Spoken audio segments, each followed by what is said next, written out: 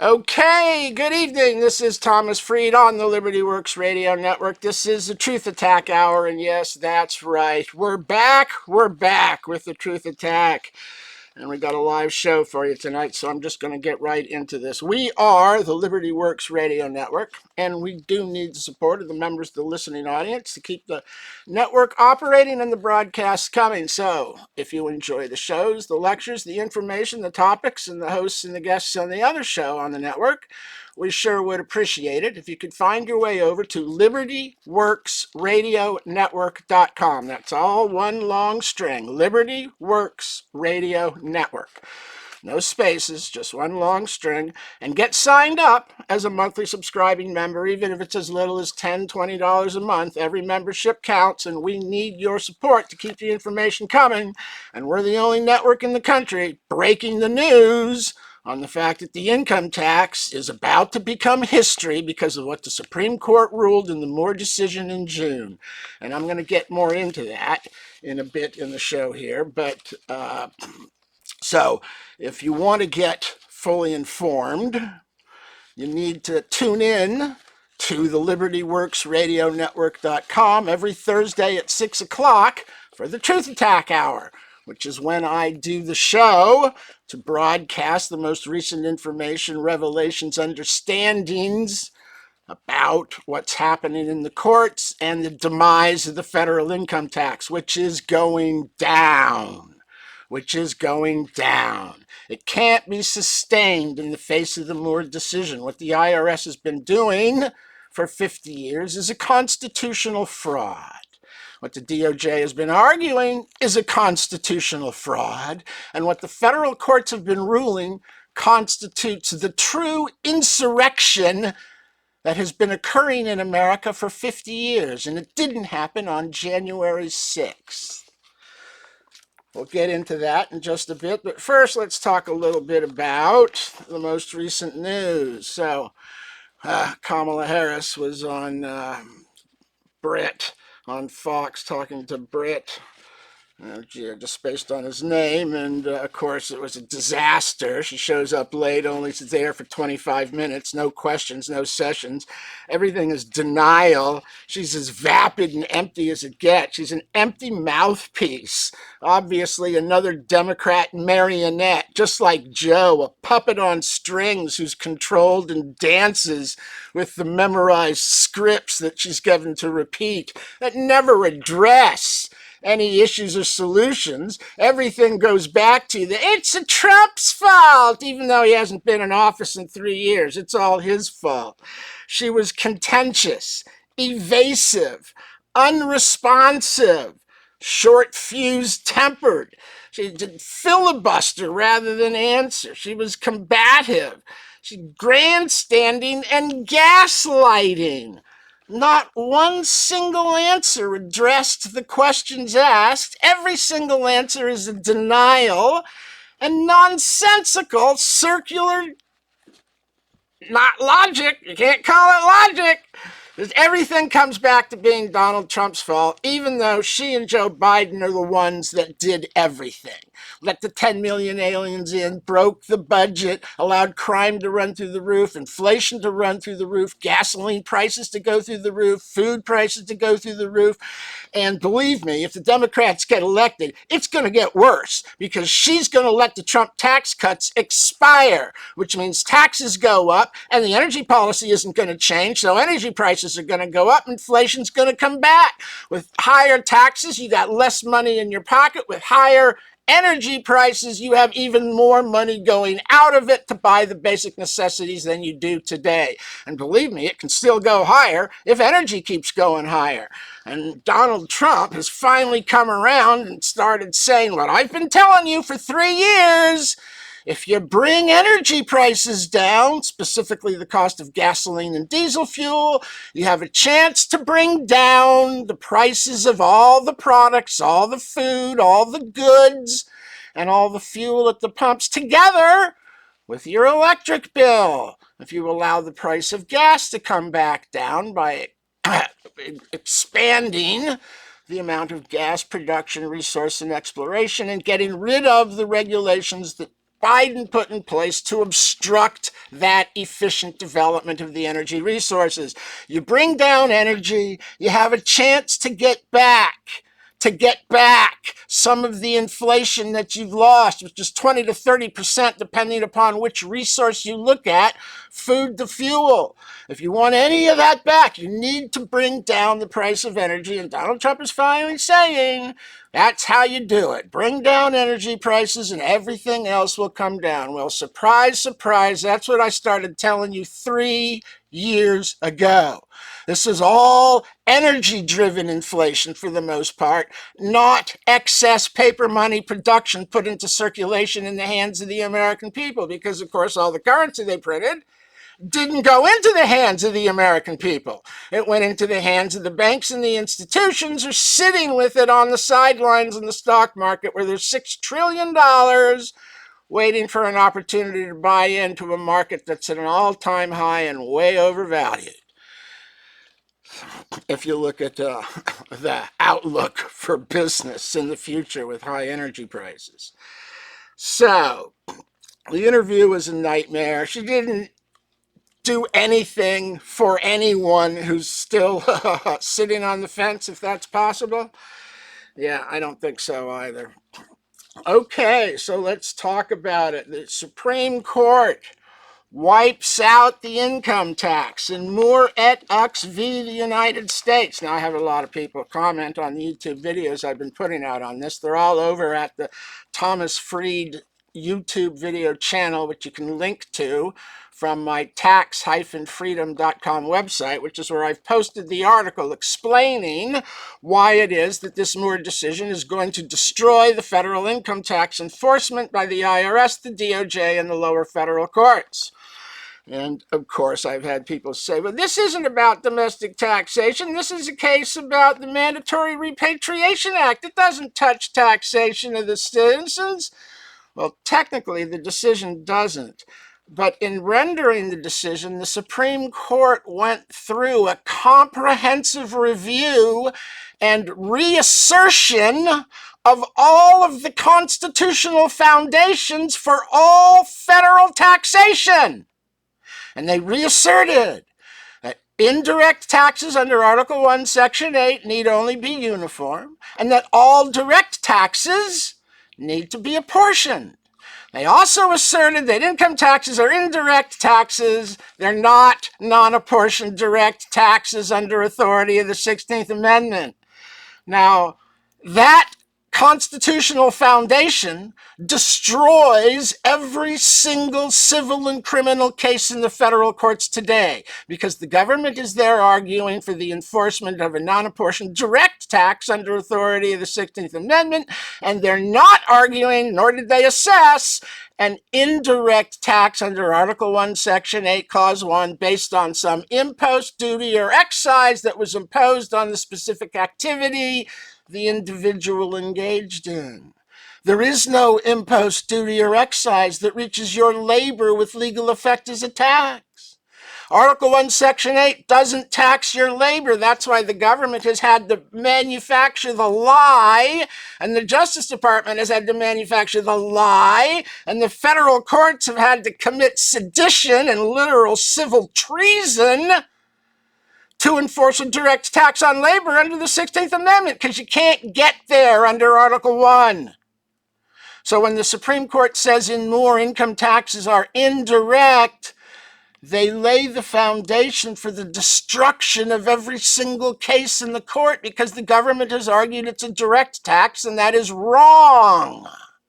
And that is wrong. What we've got here is evidence of where the real insurrection in this country occurred. The insurrection didn't occur on January 6th. That was a mostly peaceful protest by people who felt cheated by Democrats who lied about Hunter's laptop, hid information, stuffed the United States Post Office, Chicago politics, stuffed the ballot box, and then went around yelling and screaming, count every vote, count every vote, count every vote, instead of counting only the legal votes. And by altering the way votes were counted in 3 states, 3 swing states, Arizona, Georgia, and Pennsylvania, where the laws for counting the votes were altered not by the legislation of the state as required by the Constitution, but were altered by a governor, a judge, and unelected election officials. They changed the law for counting the votes and allowed votes to be counted that should not have been counted, and that margin swung the victory to Biden. So yeah, we feel like it was stolen. Absolutely. You lied about the laptop. That would have changed the way people voted. You lied about only counting legal votes, and you used the post office and COVID as an excuse to stuff the post office with tens of thousands, if not hundreds of thousands, if not possibly 1 million invalid votes. Count every vote, count every vote. That was the crime. Not January 6th, protesting a stolen election through fraud, disinformation. Every single one of those 51 analysts should be prosecuted and put in prison by Donald Trump for election interference. Hillary Clinton should be prosecuted for election interference for hiring 2 foreign spies, Christopher Steele of England and Dashchenko of Russia, to manufacture the dossier, which they then fed to the New York Times to interfere in the election. She's the one that hired foreign spies. Put her in jail. And I still think the only way Biden stays out of jail is if he pardons his son Hunter and then resigns. So Kamala becomes president, even if it's only for 45 days, just in time to pardon Joe Biden so Trump can't prosecute him for selling access, peddling influence, and taking the millions of dollars that they now have traced to his bank accounts from the foreign governments. Ukraine, Russia, China. They've got the bank accounts. They've got the records. They could easily put his ass in jail. And they should prosecute him. He went after Trump for nonsense. Nonsense. Classified records crimes with an ex-president? They have a right to take the classified records. It's a civil dispute, not criminal. They weaponized the system when they illegally and unlawfully went after him for having records he wanted to keep for his presidential library, even after returning multiple boxes. Then they wanted everything. They knew that would be refused and set up the raid and moved from a civil forum to a criminal raid without ever asking the civil judge to enforce the subpoena. Now, what civil litigant gets to raid his civil opponent criminally because they won't answer a subpoena? Don't you have to go to the judge in the civil proceeding and ask the judge to enforce the subpoena? And then if the other side still refuses, then the judge authorizes you to go in and take stuff forcibly? You don't just switch it to a criminal forum because you can't get what you want. Talk about corrupt. So we've got this fraud is completely exposed. The last 50 years at least of the Constitution of the IRS's enforcement of the tax has been unconstitutional fraud. They're seeking enforcement of claims for assessment of a direct non-apportioned tax, which doesn't exist to assess. They made it up under the 16th Amendment because they can't tax your labor under Article 1, Section 8. So they just made it up. And the federal courts bought into the sedition. And this is where the insurrection is. 50 years of sedition in the federal courts. This is the insurrection. The judges of the circuit courts have rebelled against the Constitution, rebelled against the Supreme Court, rebelled against the concept of limited taxation, rebelled against the concept of a limited federal government, rebelled against the concept of a free people whose labors and fruits of labors are theirs to enjoy, not the government's to steal. Okay, sounds like we're coming up on the first commercial break. This is Thomas Freed on the Liberty Works Radio Network. I encourage you to get signed up as a monthly subscribing member and to get over to the tax-freedom.com website, start reading, get informed. We'll be back in 5 minutes after these commercial breaks.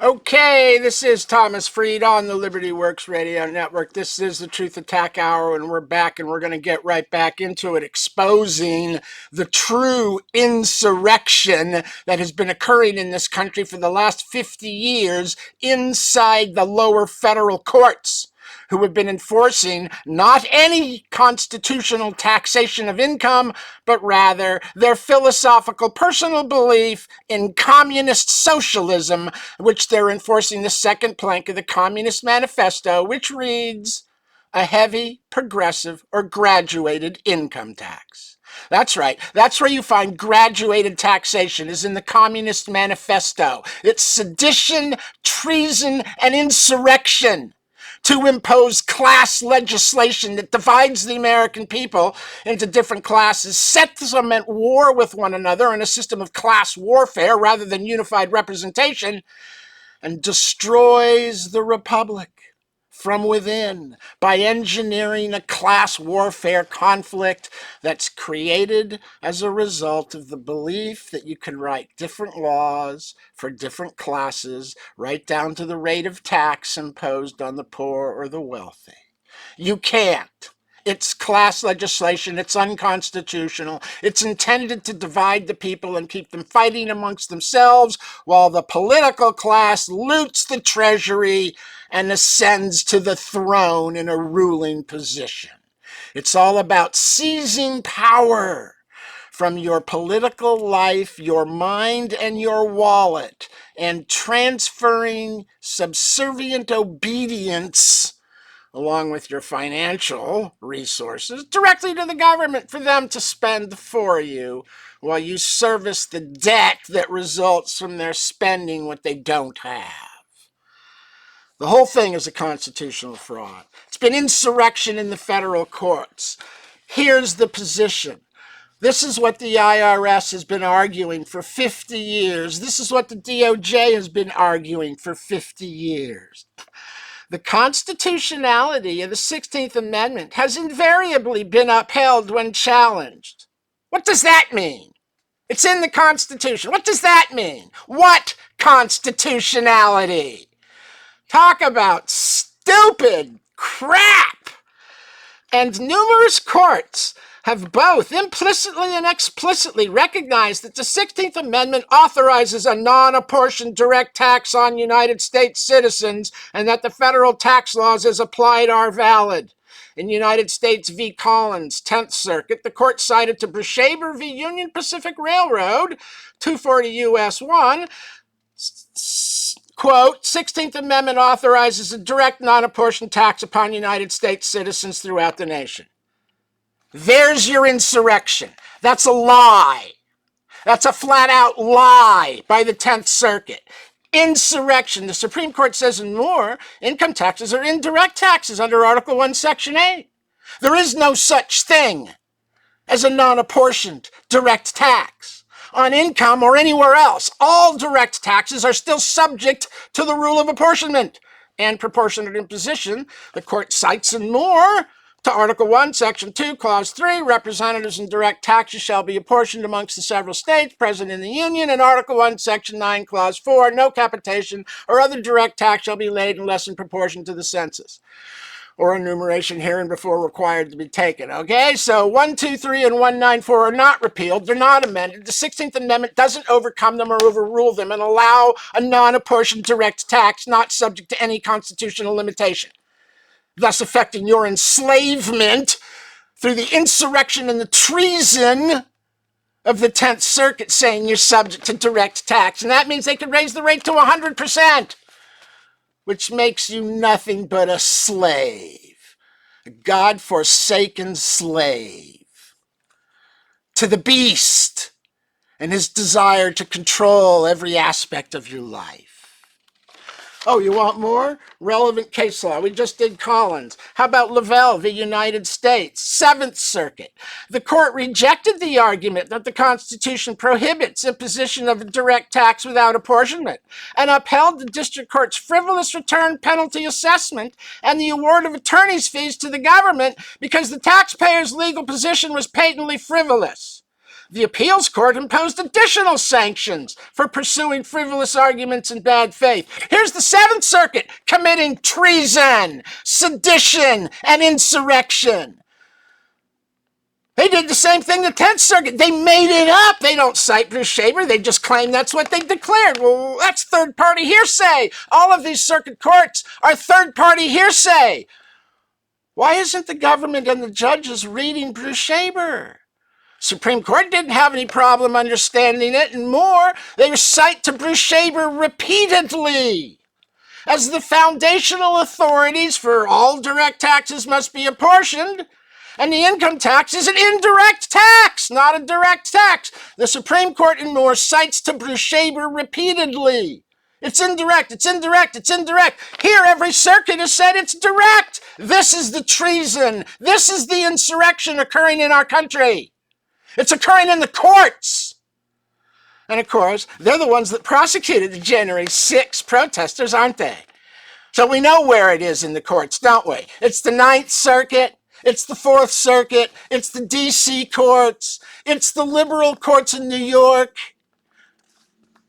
It's the courts run by Democrats, the communists who are trying to undermine your republic and steal your labor under the guise and pretense of taxation when there is no constitutional authority to do that.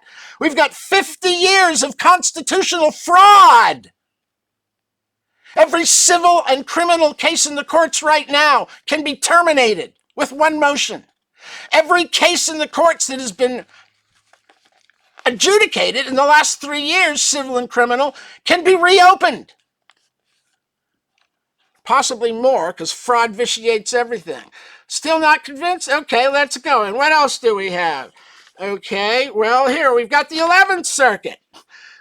Taliaferro v. Freeman.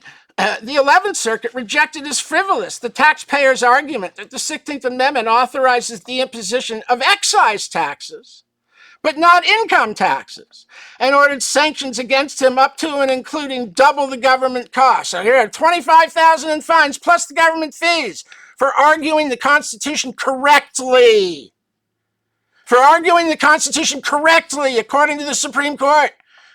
Here's another circuit that threw it out. In the Ninth Circuit, on R.E. Beckrith, 1989, the Ninth Circuit rejecting the taxpayer's frivolous position that the 16th Amendment does not authorize a direct non-apportioned income tax and affirmed the failure to file convictions. Well, that's directly contradictory to what the Supreme Court said. They said it's indirect under Article 1. It's not a direct non-apportioned tax. No such thing exists. Insurrection, insurrection, insurrection. Every single one of these. The 7th Circuit, the 9th Circuit, the 11th Circuit, the 10th Circuit, the 4th Circuit, the tax courts. Every single lower court in America is committing sedition. They're actively engaged in a judicial insurrection to convert the republic to the socialist democracy, so they can usher in their one world global government and a merger of social democracies with Europe and surprise China and India. And if they can get rid of Putin, of course, Russia. That's why you're at war in Ukraine, to get rid of Putin. It's got nothing to do with Ukraine. They want Russia out. They want Putin out because he won't let the global socialists have access to the natural resources that Russia controls. Every single one of these circuits, every single one. Broughton v. United States, 8th Circuit. It just goes over and over and over again. Every single one of these cases they cite is a constitutional fraud. There is no direct non-apportioned tax. There is no unapportioned direct taxation. Income taxes are indirect taxes. The fruits of labor are yours. They're derived not from any engagement in a federally taxable activity or transaction subject to impost duty or excise taxation. Impost taxes foreign persons, and the original legislation was enacted as a tariff act, the Underwood-Simmons Tariff Act of October 3rd, 1913, in which the Supreme Court tells us the act provides for collecting the tax at the source, and which the statutes provide for the withholding agents to collect tax by withholding money as tax from payments made to non-resident aliens and foreign corporations. That's Code Section 7701A16, referencing Sections 1441, 1442, 1443, and 1461, all in Subtitle A of Title 26, the original body of law coming out of the original Tariff Act, and where Section 1461 makes that whole class of tax collectors, the withholding agents, liable for the payment of the tax they have collected by withholding from foreign persons. And until 1942 in the victory tax, there was no authority in law to collect income tax from United States citizens. And that's why nobody paid it. And the victory tax was the first time Americans' wages got touched by tax. And when it expired in 1945, they wrote a new body of law, Subtitle C of Title 26, Chapters 21 through 25, implementing the Social Security taxes, federal unemployment tax, the railroad pension tax or Social Security, and, of course, the collection by withholding of the federal income tax without any tax ever being imposed on your labor. You presume you're subject. You check single and zero or married and four. That triggers a withholding rate, and then you suffer for the rest of your life under that erroneous presumption that there was a tax imposed and you were subject to it because you worked as a direct tax. But your work is not a taxable activity the way a corporate earnings are. The corporate person is an inherently taxable person. Everything he does, everything the corporation does can be taxed as though it were a direct tax, but it's not direct, it's indirect. The tax is on the privilege of incorporation, and that means every single penny earned, regardless of whether it's from property or from compensation, or from contracts, or from overseas in foreign countries where there is no treaty. Every single penny of the corporation's earnings can be taxed any way Congress wants because it's subject to the privilege taxing form of taxation by excise. But the individual person, the citizen, doesn't earn money through any enjoyed federal privilege. They're an inherently non-taxable person because they earn money not by any enjoyment of privilege, like incorporation with the corporate person, but because of their rights from God. And rights aren't taxable, neither the possession of the right beforehand nor the exercise of it after the fact. We see that evidenced in the Harper v. Virginia Board of Election decisions of the Supreme Court in 1966, where they struck down a $1.50 poll tax because it interfered with the right to vote. Rights aren't taxable. You can't tax the exercise. They couldn't tax the exercise of marking the ballot and putting it in the ballot box to be counted. They can't tax the exercise of your right to work. Since the same era in the early 1960s, they've been telling you have a right to work. Well, if you can't tax the right to vote because it's a right, and you also have a right to work because of the Constitution, which indirectly guarantees you the right to the pursuit of freedom, which has been interpreted as being your right to pursue any occupation at common law that doesn't involve import, export, interstate transport, or a federally taxable license, alcohol, tobacco, firearms, interstate transportation of petroleum fuels. Outside of those specific activities and areas of activity and transactions, there's no authority to tax labor of a citizen working exclusively within the bounds of a single state. Federal government doesn't have the territorial jurisdiction to tax there, and it's not a direct tax on all sources. It's an indirect tax on activities and transactions subject to impost duties and excises, where the amount of tax owed is measured by income. It's not the object of the tax, it's not the subject of taxation, it's the yardstick that measures the amount of tax owed on the earnings subject to the federal tax because they were subject to some impost duty or excise that exists on the activity or the transaction. But if there is no impost duty or excise, it's simply an exercise of right. There is no constitutional power to tax. None exists under the 16th Amendment. That's what Moore says. Maybe we should review that. Okay, let's take a look. Where are we? Oh, we're coming up on the next commercial break. I hear the background music. Okay, this is Thomas Freed. This is the Liberty Works Radio Network, and I do urge you to get over to the libertyworksradionetwork.com website, get signed up as a subscribing member, and find your way over to tax-freedom.com. Start reading, get educated. Let's take America back. We can end this now. I can help you if you're in court. Get in touch with me through irszoom.com. Start reading. Let's shut this down.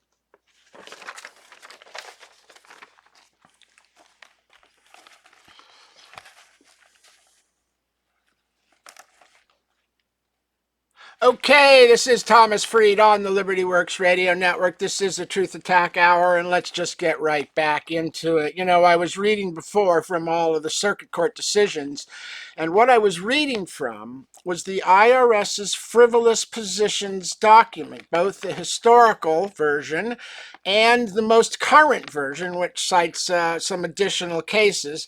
And here's one that I wanted to include but forgot. This is Stearman versus Commissioner. They point to this all the time. Tax court memo. Tax court, 2005-39, affirmed. Fifth Circuit, certiorari denied. Okay, the court imposed sanctions totaling $25,000 against the taxpayer for advancing arguments characteristic of tax protester rhetoric that has been universally rejected by the courts, except for the Supreme Court. The lying pieces of crap, including arguments regarding the 16th Amendment. Yeah, that's right. You got it wrong, and the protester had it right. And the tax court, arrogant, these arrogant Orwellian pigs, fined the man $25,000 for having the audacity to know the Constitution better than the lying pieces of insurrection crap sitting on the bench. Absolute garbage. In affirming the tax court's holding, the Fifth Circuit granted the government's request for further sanctions of $6,000 against the taxpayer for maintaining frivolous arguments on appeal, and the Fifth Circuit imposed an additional $6,000 on its own for total sanctions of $12,000 on top of the $25,000. $37,000 for being right. This is how the federal judges have been treating the American people. Have the gall to argue the Constitution, and they fine you $37,000. The second highest court in the land, enforcing communism. This is where the insurrection is. It's in the tax court. It's in the IRS. It's in the DOJ. It's in the administrative bureaucracy of the executive branch of the government that is enforcing socialism. Specifically, the second plank of the Communist Manifesto, the fifth plank of the Communist Manifesto, the 10th plank of the Communist Manifesto. If you don't know what I'm talking about, Google it, the Communist Manifesto. Read it, planks 2, 5, and 10. You haven't been educated, you've been indoctrinated, you've been propagated, you've been brainwashed. You've been intellectually destroyed. Your public schools have taught nothing but subservient obedience for 30 years. They no longer teach an ability to do independent critical thinking. That's the last thing they want, is an educated society. That's the last thing they want. Now, this is an example of what the federal courts, the judges of the lower courts, have been treasonously doing to the American people. Tyrannically and despotically shutting them down and imposing heavy-handed fines for having the gall to question the Constitution's true provisions. And they use third-party hearsay for 50 years to claim the Supreme Court said in Brushaber that what they were doing, a direct non-apportioned tax on labor without limitation, was totally okay. And every single bit of it was lie. This is where the insurrection is occurring. This is how the republic is being destroyed. This is how your life is being stolen from you and ruled by the government. There's no representation. It's absolute rule. And there's no taxation of your quote-unquote income. It's all been a 100% constitutional fraud perpetrated by the federal judges of the lower courts who are engaged in an insurrection against the Constitution, against law, against the Supreme Court. And the Supreme Court didn't have any problem interpreting Brushaber. They reaffirm it, giving us 108 years of undisturbed controlling precedent, which makes it impossible for the government to argue that there was ever any intervening law which changed the nature and made it a direct tax. Like maybe the victory tax changed the nature of the tax from indirect to direct, and it's been direct until Donald Trump's law put it back in 2018, stating that the constitutional authority for the income tax law passed by Donald Trump was Article 1, Section 8, Clause 1, not the 16th Amendment. But the Supreme Court says no, there was never any intervening law. They cite to Bershaber repeatedly.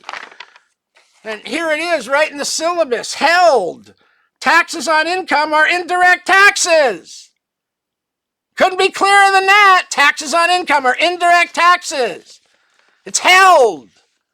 That does affect domestic taxation. I don't care what any attorney or judge in the country says. I can read English. Can you? It's on the website, taxfreedom.com. Better go read it, or they're going to destroy your life and your children's lives and your grandchildren's lives. Okay, let's read from the opinion. First of all, Article 1 of the Constitution affords Congress broad power to lay and collect taxes, duties, imposts, and excises. Article 1, Section 8, Clause 1. That power includes two great classes of taxes, direct taxes and indirect taxes, and they cite to Bershaber. Direct and indirect under the Constitution as laid out in Bershaber in 1916. They go on to describe how direct taxes are incredibly difficult to lay because of the requirement to apportion them. And then they state that the litigants before them, the Department of Justice, couldn't identify a direct tax in the current Internal Revenue Code. And they declare Congress has not enacted an apportioned tax since the Civil War. Well, that's funny. How come the Department of Justice couldn't identify a direct tax for the Supreme Court? They identify it for every other court in the country, district and circuit, in every single case, civil and criminal. They got it all over their frivolous positions document. Oh, but in the Supreme Court, they couldn't identify one. They didn't want the court overturning the whole case, the whole system based on that fraudulent claim. So they couldn't find one for the Supreme Court. They can only find them for all the other courts in America. The lying seditionists committing insurrection and treason, hiding the operational practice from the Supreme Court and lying to them. Well, should we keep reading? By contrast, indirect taxes are the familiar federal taxes imposed on activities or transactions, just like I told you. That category of taxes includes duties, imposts, and excise taxes, as well as income taxes. Article 1, Section 8, as well as income taxes. They didn't have any problem reading Bershaber. What went wrong in the circuit courts? Was it insurrection or stupidity? I don't think it was stupidity. I think it was intentional insurrection, perversion and subversion of the Constitution to impose a system of tyrannical rule by class warfare and class division, not a system of unified representation under constitutional law and constitutionally authorized taxation. That category, indirect, includes duties, imposts, and excise taxes, as well as income taxes. Could it be any clearer? Oh, let's go on. Because income taxes are indirect taxes, they are permitted under Article 1, Section 8, without apportionment. As this court has said, Article 1, Section 8's grant of taxing power is exhaustive, meaning that it could never reasonably be questioned from the founding that it included the power to lay and collect income taxes, citing Bershaber. It's 108 years of undisturbed ruling that the lower courts have thrown away in an insurrection.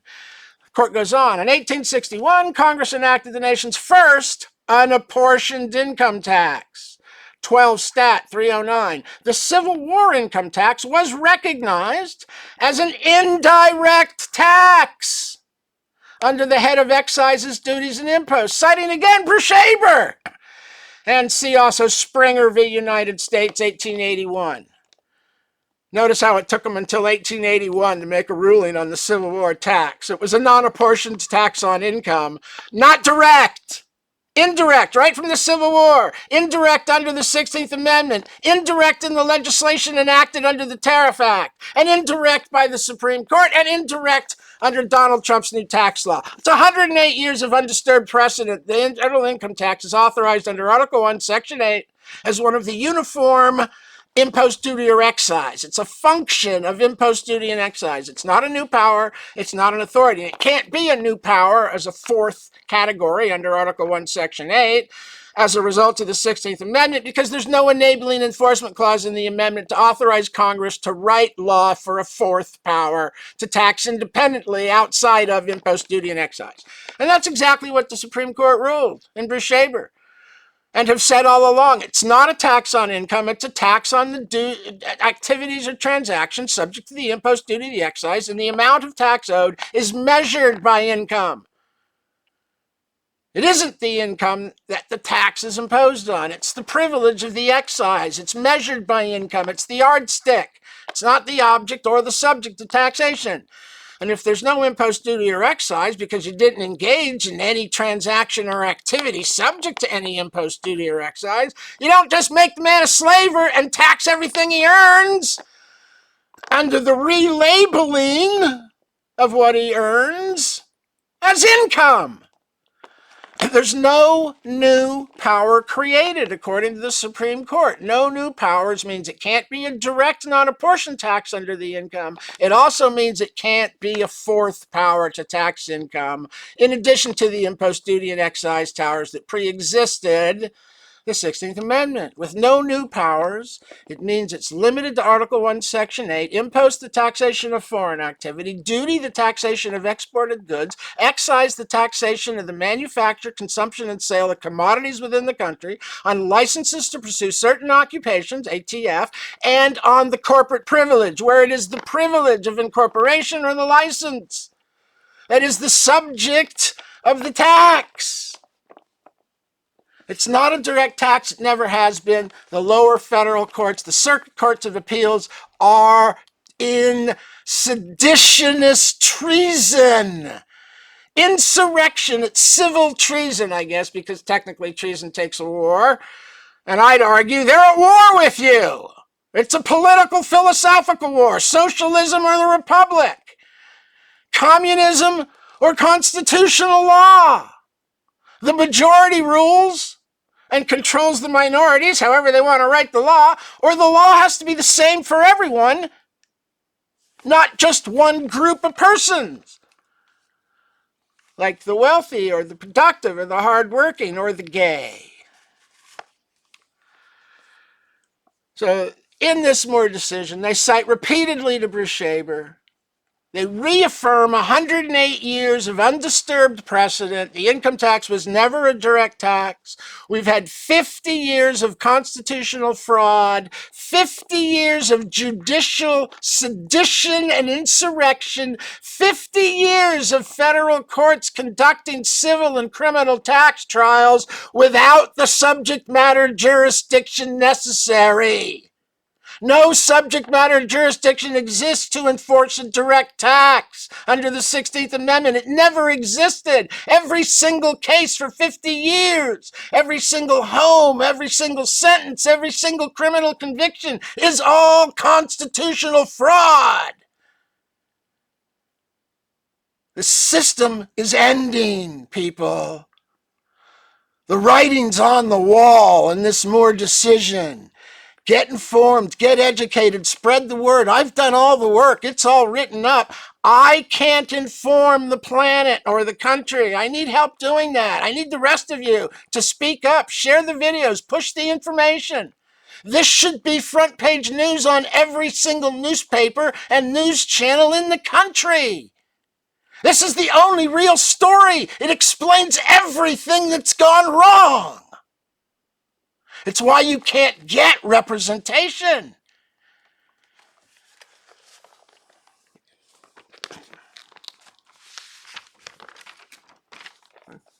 You're welcome.